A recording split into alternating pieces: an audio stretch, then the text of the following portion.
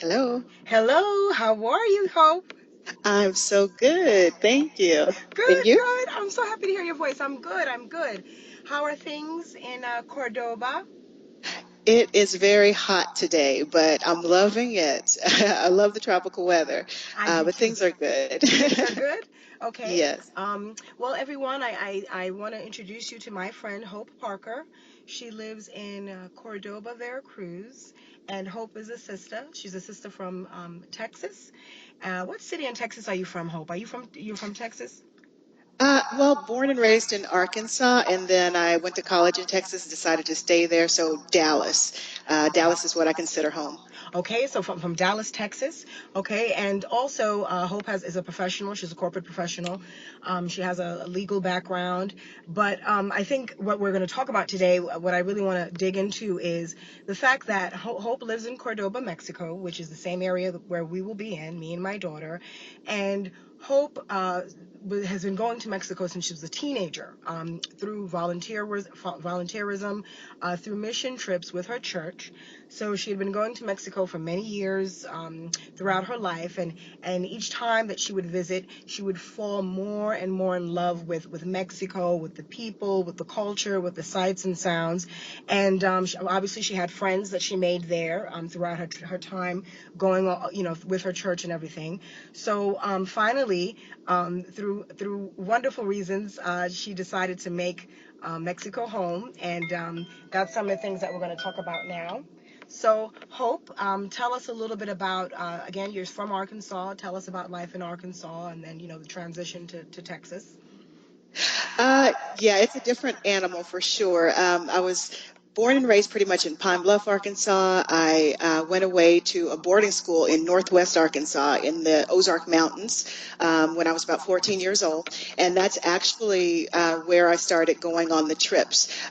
It was a private religious boarding school, and they would, for spring break, offer us the opportunity to go to Mexico to help, build churches, just build houses, teach vacation Bible school, things like that. But we'd have a lot of fun in the process as well, and really get to connect with people in the local areas. So after that, I came to college in Dallas, well, right outside of Dallas, and I continued. Anytime anyone would say, hey, we're going to Mexico to visit some people, or we're going home to Mexico, you want to come along, I would jump at the chance. So I got to visit several different cities, and again, just my love would grow each and every single time. And then, after school, I moved into the city, and had a good life working there. And some friends of mine that lived in Dallas, they moved to Mexico, back to their hometown of San Luis Potosi, Mexico. Now, And where is, can you tell us where exactly is San Jose? I've heard of it. Is it more centrally, north central? yes, it Okay. is. I want to say, only maybe one or two states below Texas in Mexico, Okay. and I believe it borders. I don't have a map in front of me, and I don't want to guess. Okay. But yes, it is like central. It's not, on the border or on the ocean or anything like that. It's Okay. in the middle. Okay. And so it's what a lot of people might consider real Mexico. Oh, It's not a really? tourist area. There's people who speak English, of course, but it's a little harder to seek out. Okay. Most people are going to speak Spanish. Okay. And I would go and visit them probably about 4 or 5 times per year. Oh, Um, wow. That's a lot. yeah, Okay. Nice. anytime I would take a little vacation or a long weekend, I would fly down there. It was, you get a direct flight from Dallas to there, pretty reasonable. And I'd spend 5 or 6 days. I think I spent 12 days during Christmas vacation one year. And it was just amazing to be immersed in that culture.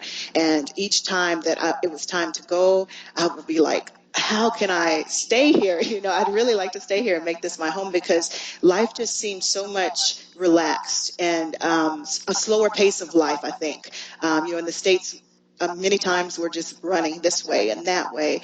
Exactly. Yes. In Boston, the hustle and bustle, and you're always trying to get to your next appointment, and you're always trying to, The rat move one race. step up. The rat race. Exactly. Yeah. Exactly. And so that portion of Mexico really appealed to me, along with other things. So let me ask you, when you're talking about the culture being different, and you made friends that had left the states and went back home to Mexico, What really resonated with you in terms of wanting to stay in Mexico? Um, I mean, I don't know if I could explain it because there's so many little things. Okay. Um, I would attempt to almost say each time that I would come, there was always something new. There was always something different that I was learning, absorbing, taking in. Even now, after living here for a little over a year, we can just be riding in the car to the grocery store and my husband's trying to talk to me, but I'm really just, kind of staring out the window and just absorbing all the sights and all the sounds and, just the culture of the place in general. And it's one of my favorite things to do. And I'll sit there and go, wow, I can't believe, this is home now. It really is. Nice. So you've But been there a there's year. a little over a year, about a year and 5 months, I believe. Okay. So when hmm you made that decision to move, what exactly was the motivation? What precipitated you making the leap? Like, how did that work out with your job? Or tell us about like your job and how did you manage to do all of that? To make the transition to where you are now in Cordoba, Veracruz. Okay.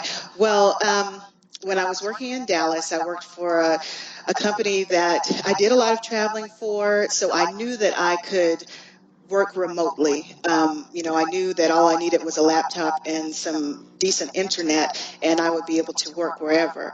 Um, That's key. Mm-hmm. it is. Mm-hmm. But with my boss, she did not want that. I sort of asked her about it. I sort of hinted at it, saying, what if I wanted to move? I didn't say anything about Mexico because I knew she wasn't wanting to hear about that. So, I was just sort of asking her and then also her boss, what are the chances that, if I moved, could I work remotely? And they kind of were like, no, no. So I decided to figure out a different way as far as work was concerned. But putting that aside, putting work aside, I also, of course, was just like any young lady, looking to find Mr. Right. And so I had signed up for a dating site Okay. online, and it was an international dating site. Okay. And so there were a lot of people, not just from the States, but from other countries as well, Mexico, Okay. lots of people from Mexico. And so I did meet this one guy. I remember seeing his profile, and maybe I saw it maybe a couple of months earlier, and I just thought, nah, it's too good to be true. It's probably not. I can tell the picture's been a little bit, the Really? colors are. Well, I mean, He was catfishing. they were making it look good. They were making themselves look good, Uh-huh. and so I said, oh, never mind. And so then a few months later, I get a like an interested type request from him, and I remembered the picture, and so I went and I looked at his profile again, and I thought, okay, well, he sounds nice and everything. And as a matter of fact, it was the day before Thanksgiving of 2014 Okay. that he contacted me. And so that next day of Thanksgiving, we had added each other on Facebook. And so we spent all day Thanksgiving just chatting back and forth, messaging anyway, back and forth. And thankfully, Now it was, let's tell the sisters what site was that? What site was that? that one was actually called Oh, MexicoCupid.com. okay. But Okay. there's people from everywhere. I mean, Okay. everywhere. But Okay. yeah, MexicoCupid.com. Mhm. And so yeah, I spent all day just chatting back with him, and thankfully it was a house full of people. It was Thanksgiving, and nobody was really paying attention that I had my head in my phone all day. Yeah. But I really enjoyed it, and it continued like that for the next couple of weeks, just Messenger, like Facebook Messenger. Uh-huh. And then after a couple of weeks, I was like, I got to hear what this guy's voice sounds like. He just sounds so good to be true. I want to hear the voice. But I wasn't so sure of my Spanish, and I didn't want to Okay. embarrass myself Okay. and come across sounding unintelligent or something like that. And Yeah. so I said, I'm just going to talk to him for a little bit. And so sure enough, it was like maybe a 2-minute phone call. And, but, I liked what I heard, and it Okay. was really, it was exciting. And as time went on, we did begin talking on the phone, every night, like 2 hours or Oh so. my. And then that switched to Skype. And once we switched to Skype, that was probably about mid-January, and we would talk like 2 to 3 hours every Nice. night. Nice. And really, that's how our relationship developed, and that's also how my language skills developed. I've never taken any Spanish classes. Really? No, I haven't. I've bought a couple of books here and there, and borrowed some CDs from the library type of thing, Oh, but never really studied that really hard. Just getting some basics, and I'm yeah, just impressed. Very talking to impressive. someone so many hours per day. You're practicing, you're learning. A lot of it is repetitious, but a lot of it sticks with you. And so I'm still not fluent. I don't call myself fluent, but I feel very comfortable living here in Mexico and being able to communicate with people in Spanish. But I'm still learning, very much so. That's very Um, impressive that you learned that way. I've heard from other people, if you want to pick up a language, have a friendship, have an intimate relationship. I mean, I've legitimately heard that. That's one way to learn. So obviously, by you speaking to him every day, you guys grew closer. So this is what, January. I'm doing a timeline here. So this is like yes. January. So we're talking like every night. We're bonding, and Mhm. when was the moment, like, I was like, you know what, I can do this. When did that light go off, that this was my fate, this was happening for me? Like, when did you have that moment? Well, I have to say, both of us, just looking at our profiles, we're both the same age. I'm actually 8 days older than him, but at that Nice. time, we were both 38 years old. Nice. And he had been married before, he was Uh-huh. divorced, and, he was looking again for a wife. He was clear about that. Okay. Me, I'm looking for a husband. And Okay. so we were clear about what our intentions were, but Okay. at the same time, it wasn't just, I'm looking for a wife, I'm looking for a husband. We want this to work. Okay. And so around January, about 6 weeks into this, chatting, and about when we started Skyping, Uh-huh. then we were saying, hey, do you think this can, one day we can be married and live together in the same place and have a family? And I said, it just depends on how much effort both of us are willing to put into it. Okay. And we're both willing. Uh, I really wanted to meet him because I went to Mexico so often anyway before I even met him. I Mm-hmm. really wanted to meet him in December, but obviously I had only, been talking to him by messenger and so forth and on the phone after a month, and that's just not smart, Okay, yeah. obviously. And it wasn't smart on his end as well because he has, two little girls. And so for all he knows, I could be some crazy person. And Sure. for all I knew, he could be the same. So we were Mm-hmm. talking about that. And we said, hey, let's give it a time, a set time. And if we're still really enjoying each other's company and everything is, fine, then we'll meet. Okay. And obviously, with the immigration situation as it is, in the United States, it's harder for him to try to come visit me. And then that's something that I was doing anyway, going, to Mexico all of the time. You already Yeah, established I was already friendships going there. like, Yeah. exactly. I was already going like 4 and 5 times a year by Mm-hmm. myself. Mm-hmm. And so, but again, that's a difference between going and meeting friends who live there that you know and trust than going and meeting a man that you've never met in person and there's no one else in that particular state that you even know, Very you true. know. And none of my other friends could go with me. So, yeah, we took some time on that. So we Okay. took another 6 months. In January, we said, how about June?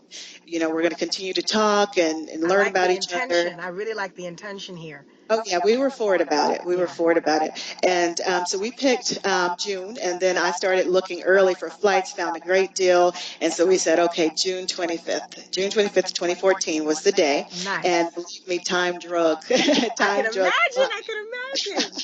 I love that. But So you had a yeah, firm date. You had your intention. You were forthright and deliberate. I really like the way you guys approach this, because you have to be that way. You have to be that way if you want something. We do that for our work. We do that for our education. So why not? Why not for love? I exactly. love that. And I'd also like to add as well a lot of prayer on both of our ends as well, Yes, because we're both religious people. And I believe in putting God first in everything, but absolutely. especially something so important as this. And so, yeah, that date finally came. And, he met me at the airport in Veracruz. The city of Cordova is about an hour and a half bus ride from the port of Veracruz, where the main airport is. Okay. And so he So wait met a me minute. You there. flew. Wait, let me get. You flew from Dallas to Veracruz directly. That day, no, that day I believe I went from DFW in Dallas to Mexico City, Okay, and then got I it. had a long layover in Mexico City of about Okay. maybe 5 hours that day, Okay. and then I had a short flight from Mexico City to Veracruz. Okay. And he met me in Veracruz. And I mean, it was, I You don't gotta know set if the you've ever stage. You watched. gotta set the stage when you. I gotta picture this in my head. So you uh, arrive. Is he by himself or is he with the family? Who is he with when you see him first? He was by himself, and we had Okay. spoke about that, before Okay. all of that, because we were watching, or at least I was watching on YouTube, all of these videos during our courtship. I was watching all these videos about long distance relationships that are international, and even the ones that aren't international, but when they meet for the first time at the airport and somebody's recording, and they catch it all, and it's really romantic, most of them, and I love it. and we I were love like, it. do we want to do that? He was like, I can bring my brother. He'll be happy to do it. And I'm like, well, at the same time, it can make it a little bit awkward as well. Okay. And so we did both decide that we would. And my mom was like, and that's a whole nother story, but my mom was like, yeah, yeah, video, and all my friends. But Yeah. we did not. It was just us. So we just Okay. have a very sweet little memory of me, walking and looking through the crowds of people to find him. He had taken a picture of himself and what he was wearing that day, and I had did the same, and we had, swapped those while I was traveling Nice. by internet. And so I knew he was wearing all black that day. Uh-huh. And so I'm just looking for, because there's so many people and so many people Okay. that tend to look alike to me. And Okay. so I'm just looking for someone dressed in all black. I'm scanning sort of like from the neck down, if you will. Okay. And so he had already seen me. I didn't know that, but he had already seen me. Okay. And I saw him, and I looked up, and I was like, oh, okay, it's the same face. And so I walked toward him, and What a he was walking moment. toward me, and we Ah, embraced. And I remember saying, you're really who you are. I love it. He was just really sweet and everything. Uh-huh. And it was just a little short greeting and everything Yeah. there. He gave me a kiss on the cheek, Mhm. and so then we had that. We took a taxi to the bus station, and then the bus station we took a bus to Cordova, Okay. and then he took me to my hotel. I had Mhm. already booked all of that and everything, Mhm. and so that's where we took our first selfie or picture together, Okay. and which we still have, and he says it's his favorite picture of us all the time. Nice. And so then the next day, and I want to also add, nothing happened there. He went back to his place, Uh-huh. and I mine, because he had his girls and everything. Mhm. And so the next day he came and got me. Coincidentally, I had chosen the hotel and everything, but his mom actually lived like right around the corner Okay. from the hotel. And so Mhm. he came and got me, and we went there the next day, Okay. and she made breakfast for us. I met other family members, and Lovely. it was just And how really, was it was that? How really was that exciting. meeting the family? That's such a beautiful. It's so I'm just living through you here. It's like a movie in my head. How was it meeting the mom? Meeting his mom and everyone. Was that overwhelming? Because No, because I met them in pieces, and I think that helps. okay, That if you're not walking into a room and there's like 20 people there, okay, I met his mom because his mom was just there at her home alone, and okay, then maybe an hour later, the daughter came by. She heard I was there, and so she came by, okay. and who, by the way, did not believe that I existed, even though she had talked to me on the phone as far Hilarious. back as January, but she Really? was like, no, she was telling Daniel, she said, no, this is some girl. You're just, you're telling her that that she's your girlfriend or something like that. And I don't believe she really exists. And he's told her, no, she's coming to visit me in June. And so, but she was really sweet and everything. Okay. She's great. Everybody was. Okay. And then we had already talked as well about meeting the girls. I didn't want to meet the girls in front of everyone because, children, I had already, of course, talked to them on Skype all the time. They were familiar with who I was, but of course, children get shy, in Yeah. person and things like that. Yes. And so I said, oh, I just really don't want to be in front of the whole family because I'm already trying to, you know, um, be accustomed to them, and I know that they're all looking at me like, how are they going to vibe, the kids and her. Yes. That's so important, and I just Absolutely. don't want that pressure. And Absolutely. so when they got out of school, his brother had picked them up from school, so we went to their house. Okay. And we were nervous. He had said, maybe the little one, she was 7, I believe, at the time. Dulce, Dulce. Dulce, I yes, love her Dulce name, Dulce. Gabriela, yes. He said, she's the one we may have to worry about because she's, kind of possessive. This is my dad. And, Sure. without really saying it, that's the sort of vibe you get from her.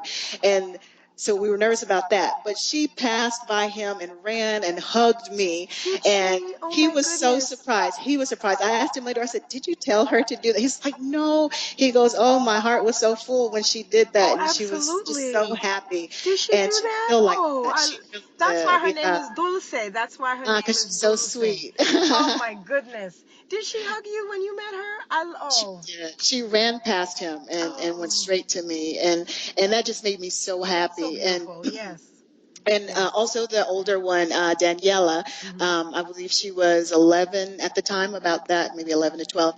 And she's the one who's a little bit more reserved, or shy, but no, she was happy. She came and gave me a hug and everything, and they wanted to talk to me, and they were just asking me questions, and it was a wonderful time. I was so happy at that point because we could see that we were getting along, together. Yes. Um, That's so and of course, this important. was still just a visit. Hmm. I was there like 5 or 6 days, Okay. and it was wonderful. We went sightseeing, we went to church, we went out to eat, Hmm. met with the family, and just as I said before, just enjoyed each other's company.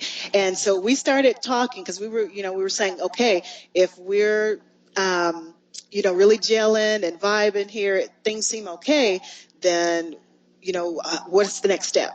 Uh, And so without really saying it, I mean, he never gave me like a marriage proposal. And the thing is, it was always that we were just talking about from the beginning, if this, if we're going to get along and if things go well, hmm. then we're going to get married, that was our plan. That was the And so understanding. Hmm. exactly, Hmm. exactly. So at that point, we started talking, and so what we decided was, that was like the very end of June. I was there until I believe June 30th or something. Yeah, June 30th or July 1st. And so over the next 3 months, July, August, and September, I would be trying to wrap up my life here in the States pretty much. So, Trying to so sell let me my ask things. you, what was the reaction from Mama, from your friends, from how was that saying? Well, I'm moving. I'm moving for love. I'm dying to know what the family and friends were saying. What did Mama say? Okay. Well, there was certain key people, including moms, that I knew, at the very beginning, like around January, when I saw, okay, this can turn into something real, Uh-huh. that I said, I need to let these people know because they're going to take a minute, especially my mom. I mean, she's all for me getting married and being happy, but this whole thing of moving to a different country is what's going to throw her, Uh-huh. and so I said, I've got to kind of ease her into that. So around January, I think it was the beginning of February, I told four close friends and my mom, different times there.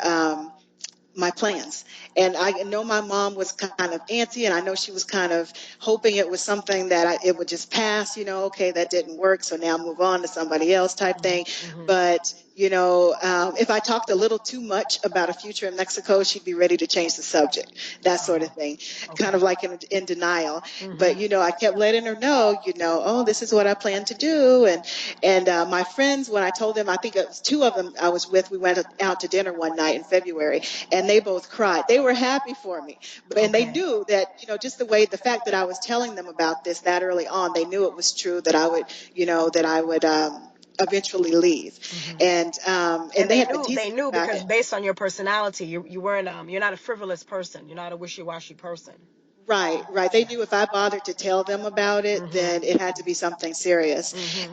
And both of them, anyway, they were like one's from Jamaica who moved here maybe 5 or 6 years ago, and the other one's from the Philippines who moved here Oh, about 9 years ago. okay. And so then they're like, "Oh, you're leaving. You're leaving. We came here, and now you're leaving." Okay. But and then there was two other ladies as well that I told, and these are basically the people that check on me all the time. If they knew that I wasn't around, they knew something was wrong. So I had to Okay. tell them. Okay. And other than that, I really didn't tell anybody else. There's still a lot of people who don't know right now. I just got back from the States yesterday. I Stop was it. Really? and there was a lady that I know. I figured she had maybe heard from somebody, but I talked to her on Saturday, and as a matter of fact, I saw her talking with another lady who did know, and I just knew that was the conversation that they were having by the expression on her face, like, "Oh, you didn't know Hope doesn't live here anymore in Dallas. She's in Mexico when she got married," Oh, and they were wow. having that conversation. So when I got a moment, I did go over to her, and she was like, "I can't believe I didn't know that." I'm like, "Yeah, like a year and a half ago." Wow. But I didn't tell anyone else, like in my family or anything. And the reason why I did that is because I knew that they would make it their mission to say, no, don't do this, and tell me all of these different negative things. And the thing was, I was aware of all of the negative possibilities. What if this, what if that, what if he's like a serial killer? What if, you get there and, he's going to like beat you or something? Or what if you have children and he doesn't allow them to come to the States to visit, or allow you to come to the States to visit, all of these things. And so I knew they would really, go to town with that sort of thing. Yeah. And so I didn't say anything, and I just sort of kind of disappeared in October. At the beginning of October, I took that flight, and those four close friends, we got together that afternoon. I had a flight that Saturday night to go to Mexico City, and then the following morning I would fly to Veracruz. And that Saturday afternoon, before they took me to the airport, we got together, we cried, we prayed. They're my close girlfriends, and they wished me the best and well. And and I was also set to come back 7 weeks later to visit for Thanksgiving.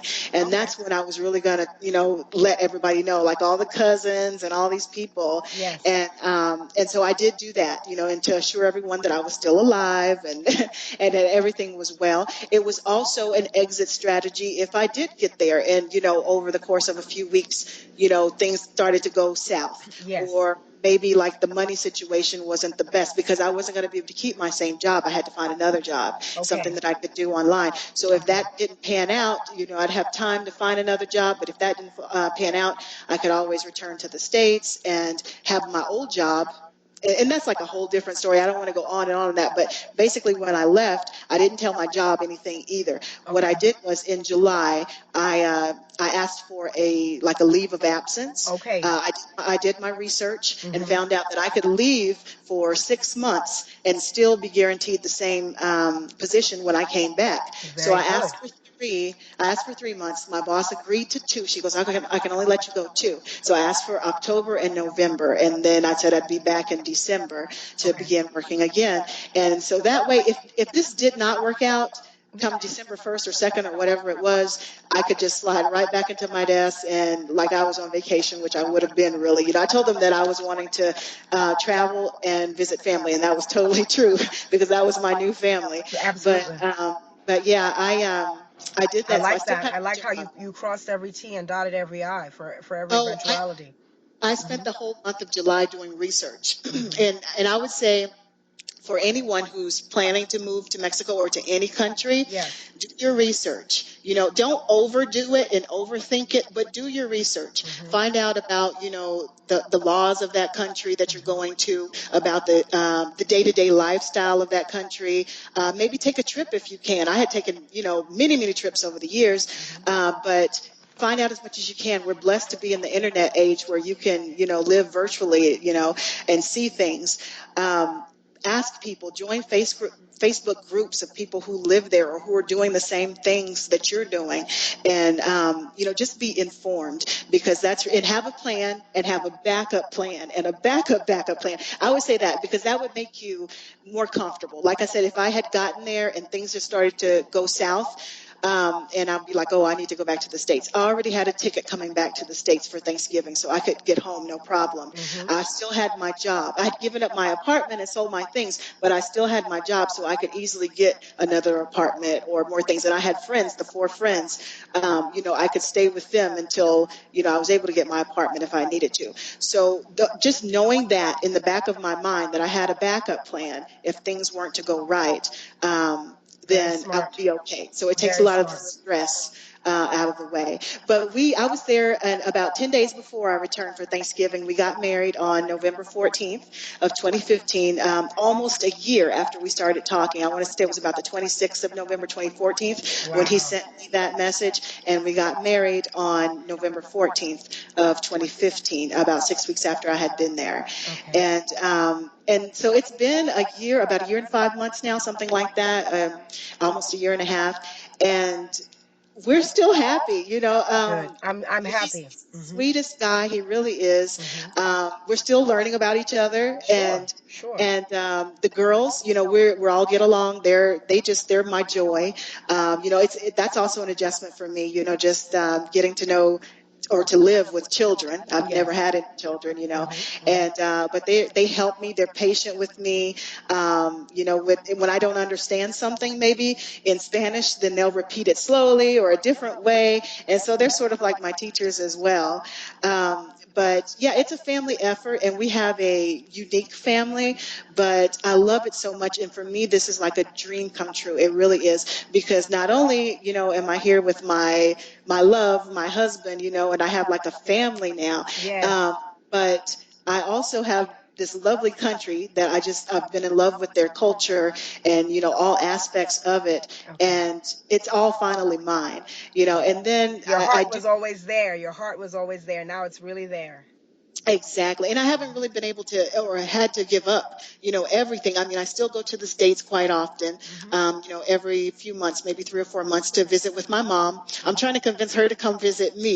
She's never left the country before. Okay. And so I'm trying to get her to come visit me. But I go there often, so I don't really get homesick. There's not a lot that I miss, Hmm. about the States. So it's a great situation. I really, really do love it, and I would recommend it for anyone. If you have a dream of something that you want to do, start planning, start researching. Absolutely. And if you're religious, pray about it. Let God know what you want, and let Him guide and direct you. And I would suggest that to anyone. Let me ask you, because you're saying that, do your due diligence, do your research. Um, has there been any type of, I know you're in Cordoba, which is in Veracruz, it's on the Gulf Coast, the East Coast. And you've traveled there many times. So, I mean, I don't think there's any type of culture shock in your case. Do you find anything that was hard to adjust to, being an American woman, that you want to tell us about? Being an American woman, I want to know how you're treated, because I know we've had this discussion. okay, Being a black woman, being a sister, okay. what has been the reception from locals, from people within your extended family? I want you to share that with us today. Okay.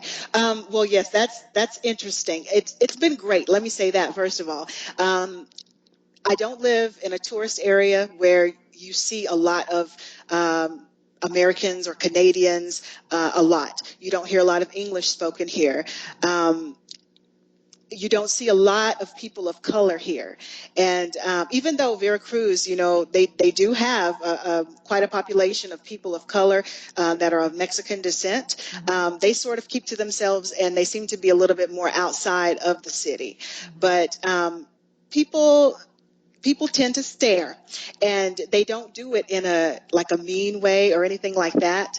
um, they're just trying to figure you out, like, where is she from, and when I see people doing that, when I see them like staring, then I just smile, and say hola, and then they just crack a great big smile, and they just want to talk to you. And I'm telling you, you have a new best friend. They want to know where you're from. And when I tell them, well, a lot of times I'll say, can you guess? And I mean, or they'll just say on their own, they'll say, oh, are you from Jamaica or the Dominican Republic or Cuba or Puerto Rico or Colombia?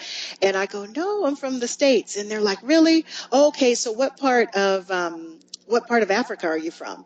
And so I'll say, well, I said, really, I was just born in the States. Okay, well, your mom and dad. Well, no, they were born there too. Okay, Okay. your grandparents. Well, no, it's the same. And so then I kind of remind them that we have that whole history, of slavery and so forth. And so I said, unfortunately, many of us don't know exactly, where our roots are, where in Africa. And so they go, oh yeah, and they can relate to that because they understand they had the same thing here, and so, but they can't understand, why I would want to move from the States, because in their mind, the States is the end all be all of everything. Okay. and I understand why they feel that way. Mm-hmm. And walking around in countries, like Mexico and others in many places, having an American passport or that American tag, it's a prestigious thing. And so people kind of look up to it. Sometimes when people find out, oh, you're from the States, doors can open for you that normally, wouldn't be open to a person of color. But here, That's people interesting. tend. I've heard this from someone in Brazil. Yes, yes. And here, just the fact, just focusing on not even just people of color, I mean, sorry, not just American, being American, but just being a person of color, they love. First of all, they love our hair, because it's just so different, and they love it in its natural state. The curlier it is, the better. So, Interesting. when I moved here, I had been, perming my hair since I was like 13 years old because it was just easier. I've never been interested in like doing hair and stuff like that. And so here I was getting it done like every time I go back to the States, but now I'm trying to go natural, no heat, no everything, and my husband loves it. And people Wow. see me in public and just ask, "Oh, can I please touch your hair?" Because they've never seen us like up close and personal. So your And natural beauty is being appreciated by your husband and people in your area of Mexico. yes, I they love that. love it. I And love when that. I say, oh, they'll see pictures of me, with my hair straight, because most pictures, for most of my life, my hair was straight. And so, as a matter of fact, when I met my father-in-law, when I came here in July, when I met my future father-in-law, the first question he asked was, why isn't her hair curly? Because it was straight at the time. Are He goes, you why isn't her kidding hair curly? You could hear and see the disappointment because he Oh was my. expecting like, more Afrocentric hair. And Isn't that so something? now that it's curly and everything, they're just like, oh, I love your hair. And why would you ever want it straight? And, sometimes we get ideas in our head, in the States. I mean, you know how it is Yes, I that do. you have to kind of try to achieve the American standard of beauty, which isn't based on us.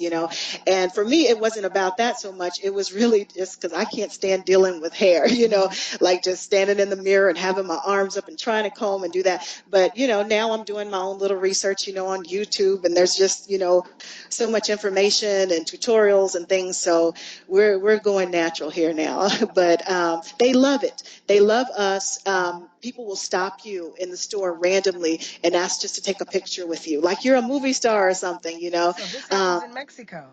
Wow. this happens, and it happens often. And like I said, there's other areas where where they may see people vacationing more, and they may not approach you like that. But here in Cordova, it's less. So when I go out in public, I can just go to Walmart, and honestly, that happened like maybe 3 or 4 weeks ago. A little girl about maybe 12 years old came up to me and said, can I take your photo, or can I take a picture with you? And so I said, sure. And then she tells her mom, come on. And I take turns, taking pictures with them. And it was just the cutest thing. And they were so happy. They had no idea where I was from or anything or who I was. They just wanted a picture with me. And that does happen a lot. I've heard other people say that's happened to them as well. So sister, so chocolate is loved, chocolate, caramel, whatever you want to call it. But you've had good experiences, being a black woman in your area of Mexico. Yes. That's very encouraging, to hear, because I've heard from other people who live there that Mexican people are very affectionate, physically affectionate, Yes. and I've heard that children are adored there, and how people will ask to give your children candy and sweets. Have you noticed this? The way children are treated in Mexico, like they're kind of doted on. They are. They are.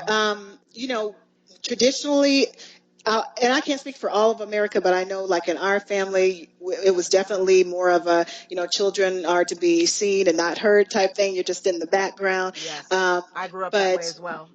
yeah, and here people are more affectionate and loving and very, very family oriented. Most people do have children. It seems, like I said, it seems most people do. Sunday is like a very family oriented day that you just spend with the family pretty much. And again, I'm just talking in generalities here. Sure. Um, but yes, and then also just the difference in children here. I've noticed this, and I noticed this when I was in Asia as well. The children here are very different as far as their behavior in general. Again, I can't say that enough. I don't want to stereotype and put everybody in the same bag. But from what I can see in general, the children seem to be more well behaved, more well mannered here than versus in the U.S. Okay. There's a certain protocol, when you're greeting people, to greet everyone in the room. If someone tells you, oh, come on in, you're still asking, oh, with your permission, con permiso. There's things that children learn, at a very small age, and you'll see, like if my 3-year-old nephew comes over, they're teaching him, oh, kiss your aunt, and welcome her, because this is just what they do. It's a part of their culture, and I love it. I love it a lot. I can relate to a lot of that. Being West African, it's a mortal sin if you don't greet your elders when you walk into a room. It is a mortal sin. You better greet everyone in the room. Eye contact, kiss them, hug them. If shake their hand, give them a hug. I mean, that's just protocol. So I can understand that, and I can appreciate that. I just love the fact that you've been received well. That you took this chance. You're happy. That's a very courageous thing to do, and the fact that you put God first in your union. I mean, if you have these, because there's a theme where some of my sister friends, they're like, I'm not meeting men who want to get married, and I want to get married, I want to have children, or time is going, I want to settle down. And I said, well, I always would say you have to kind of expand your circle. If you're doing the same thing in the same area, it's kind of like the definition of insanity. Um, if you're not meeting anyone within your circle of influence, then you need to go outside of that circle. And internet dating, Yeah. yeah, that it's a success. You're like you're like the second person that I know very closely that did the same thing. I have Oh. yeah, I have a cousin. She wasn't living in one country, and she wasn't able to, she said where she was living, black men really weren't checking for her. She wasn't able to find anyone to love her, or I shouldn't say love her, to date. It just wasn't happening. And she's like, look, I want to get married. I want to have kids. So she did the internet thing that led her to the States. In a very short time, she got married, and she now has 3 children. So, that's what she wanted. And for her to have that happen, she had to literally leave where she was living, leave one whole country, leave everything behind, come to the States, and, start internet dating, and, met the love of her life. And, they've been together 10 plus years now. So, I'm not mad at her. Like I said, you did this intentional Oh, thing. wow. That's Yeah. awesome. Yeah, 10 plus years now, because we're intentional with, we went, we go to high school, we go to elementary school, we go to school, we go to college, we major in this, we go get our job, and then we kind of think, well, love can kind of just happen. Exactly. You It's just follow the it's plan. gonna fall in my lap. You have to be intentional and deliberate, which is what you did. So that takes a lot of courage, a lot of faith, and a lot of hope. So I admire that, and yeah, I think you have the success story, and I hope I would want to think that more people, or more women or people, would kind of step out on faith like that and do that. I think we just get really comfortable and get complacent, and then we complain, and we're not doing anything different. If you see time is ticking, and you have this desire to want companionship, to want a relationship, and if your desire is to get married or just have a long-term friendship, you have to kind of step outside of your circle, and that's what you did, and I appreciate that. Let me just ask you really quickly. So what do you all do on the weekends? I know on Saturdays is dedicated to church. I know you go to church on Saturdays. Oh, you know what I wanted to ask you about? You're talking about volunteering. Do you do volunteer work through the church or independently, or are you doing anything like that in Cordoba? Uh, well, through the church, I Okay. honestly, I feel like my life here would be the independent mission work, just being here with my family. But yes, we're very involved in our local church here, Okay. and I had mentioned to some others. Someone had asked, had you did any sort of volunteer work or everything, and since you've been here, and I was saying that one of the things I had recently done was. Went with a group with our church to one of the public hospitals here where any time of day, basically you go by this hospital, and there are lines coming out of the door and down, literally down the sidewalk for like at least a block. These are people who are waiting, standing in line. So I'm kind of just sitting on the ground, even waiting to be seen in the ER, and they're there for hours, And I don't know, you can imagine just being so ill that you feel like you need to go to the ER, and then you have to wait for hours standing out in either the sun or the rain or whatever. And so we took one day after church, we took a bunch of food out and set up some tables, and we were able to feed about 200 people as they were just waiting in line for food. I'm sorry, waiting in line to That's to wonderful. a doctor. That's wonderful. And This is the public hospital, amazing, right? and we passed out books as well, on eating. Yes, Okay. one of the public hospitals. There's more than one, Okay. but yes, and they tend to have long lines and all the time, day or night, and yeah, we gave them books on how to manage stress in your life and how healthy eating can help improve quality of life, things like that, hoping to help them even further. And it was just it was something that touched my heart to be able to help people like that, because Absolutely. they've been great to me. People here in general have been great to me and made me feel very welcome. Good. I've never met anyone here who's been rude to me, and maybe that will happen, but it hasn't yet in over Okay. a year. And so I feel very welcome and comfortable here. So it was just a nice little chance to give something back, to people who've been just so great to me. I love hearing that. And one question I wanted to ask, speaking of community and support, and do you are you familiar with the DIF? Do you know that the DIF Association, like I guess they equate it to like women for women and children, like a civic corporation that they have in each state? It is. I know where it is here. At least I know where one location is here, Okay. on like 11th Avenue. We pass by it all the time, but I'm not real familiar with it. But I've just learned, what that building is over the last couple of months, and so I do kind of want to explore it and see.